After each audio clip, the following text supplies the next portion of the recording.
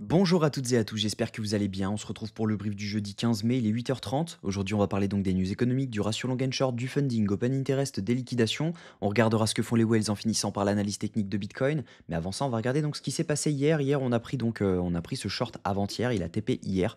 Donc vraiment intéressant.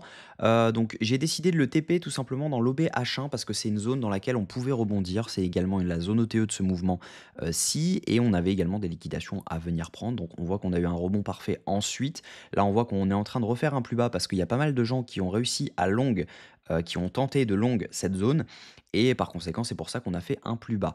Donc là, on est dans une zone plutôt intéressante parce que il peut y avoir une chance dans laquelle on rebondit probablement dans cette zone, mais je pense qu'on peut venir chercher un tout petit peu plus bas. Dans cette zone-ci, par exemple, ça pourrait être vraiment intéressant de venir chercher donc les 102 187 dollars parce qu'on a un FVG. Si jamais je me mets en M15, vous allez le voir. Hop, on a un FVG donc dans cette zone. Je vais activer mon indicateur comme ça, ce sera plus parlant pour vous. On voit que voilà, on a un FVG à venir chercher dans cette zone. Donc ça pourrait être intéressant de venir chercher cette zone pour potentiellement avoir un setup de long ensuite. Si jamais on n'a pas de setup de long, bien sûr, on n'ouvre pas de long. Donc hier, ce que j'avais fait, c'est que donc j'étais en coaching à ce moment-là, donc on n'a pas pris le long à ce moment-là, mais ça aurait été vraiment sniper parce que le but c'était donc d'avoir ce rebond-ci pour au moins viser donc cet order block qu'on avait juste ici pour potentiellement avoir un rejet ensuite. Donc on a pris ce short, certains dans la school ont pris un short également dans cette zone-ci qui était vraiment intéressant pour ceux qui avaient déjà TP une grosse partie donc ici. Donc ils ont rouvert une deuxième position. D'ailleurs, si jamais vous voulez rejoindre la school, n'hésitez pas, le lien est en description donc, de la vidéo. Il suffit juste de cliquer sur le lien et cliquer sur rejoindre. Donc c'est ouvert à tout le monde. Le but est de former, de partager toute ma stratégie, de partager tous mes calls, que ce soit spot, futur ou également en stocks pour les investissements. Donc n'hésitez pas à nous rejoindre et ça vous donne également accès à une communauté avec une très très bonne ambiance, une bienveillance et surtout de l'entraide sur un groupe où on est plus de 113. Donc n'hésitez pas à nous rejoindre. Donc tous les calls sont partagés directement ici et vous avez accès également à un groupe de discussion sur plusieurs sujets. Donc voilà.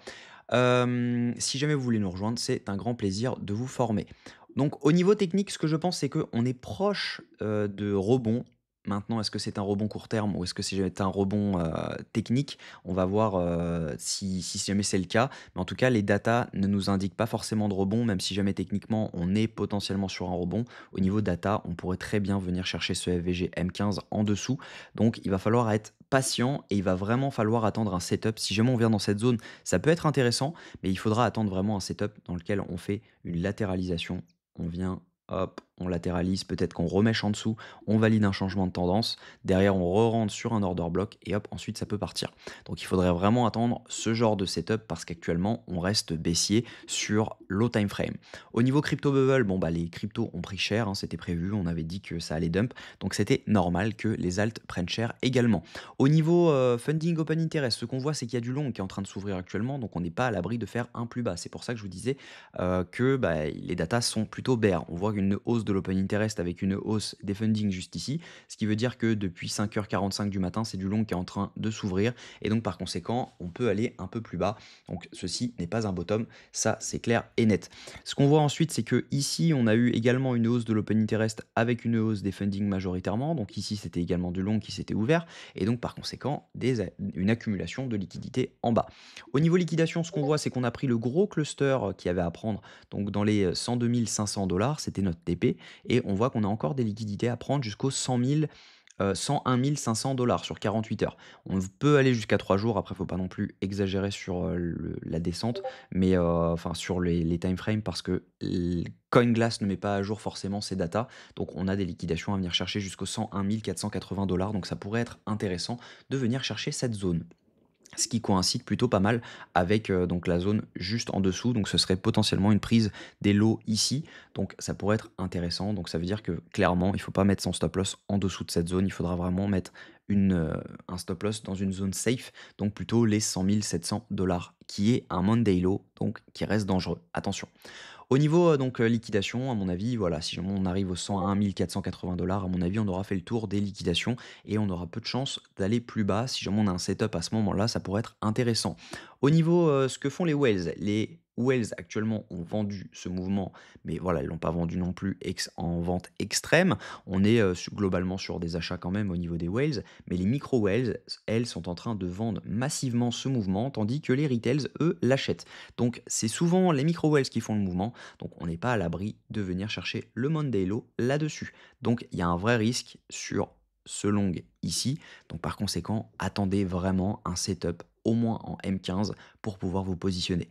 Au niveau, ETF, on a des achats, massifs, hein, on est sur du 319 millions, on n'est pas sur des records non plus, mais on est sur 319 millions de dollars d'achats, donc clairement, ça veut dire que potentiellement l'ouverture US pourrait être dans le vert et donc on pourrait avoir potentiellement un rebond au moment de l'ouverture US. Donc ça serait intéressant de dump avant ça pour avoir ce rebond pendant l'ouverture US. Également, on a pas mal de news auxquelles je n'ai pas parlé, donc on va les prendre tout de suite. Hop, je vais charger ma page. Je n'ai pas parlé des news et elles sont nombreuses aujourd'hui. Hop, j'en ai pour une seconde, je charge les filtres. Voilà. Et donc aujourd'hui, on a donc les ventes au détail principales, donc à 14h30. On a vraiment pas mal de news, hein. On a surtout l'indice manufacturier de la fête de Philadelphie à 14h30, donc attendez-vous à avoir du mouvement. Le prix de la production à 14h30 également, et un discours de Powell à 14h40 en réponse à toutes ces news. Donc attendez-vous à avoir vraiment du mouvement cet après-midi. À partir de 14h jusqu'à 16h, on risque d'avoir pas mal de volatilité. Donc attention à cause de ça. Donc techniquement, ce que je pense, c'est que il faut vraiment être précautionneux aujourd'hui.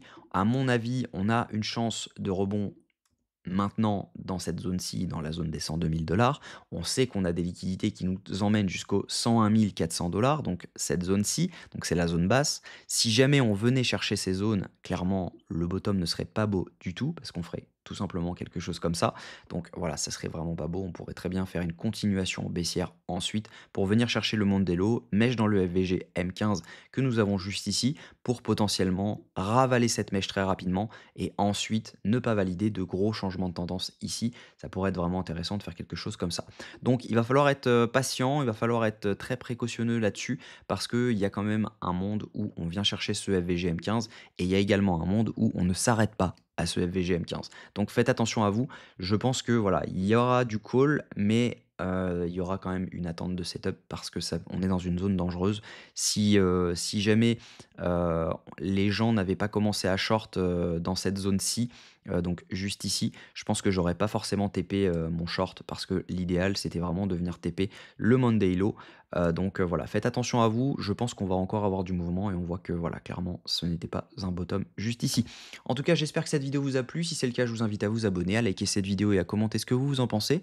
On se retrouve demain à la même heure. Si vous voulez nous rejoindre et vous former à la crypto et au trading, n'hésitez pas à nous rejoindre sur la school. Je vous souhaite une très bonne journée. On se retrouve demain. Prenez soin de vous.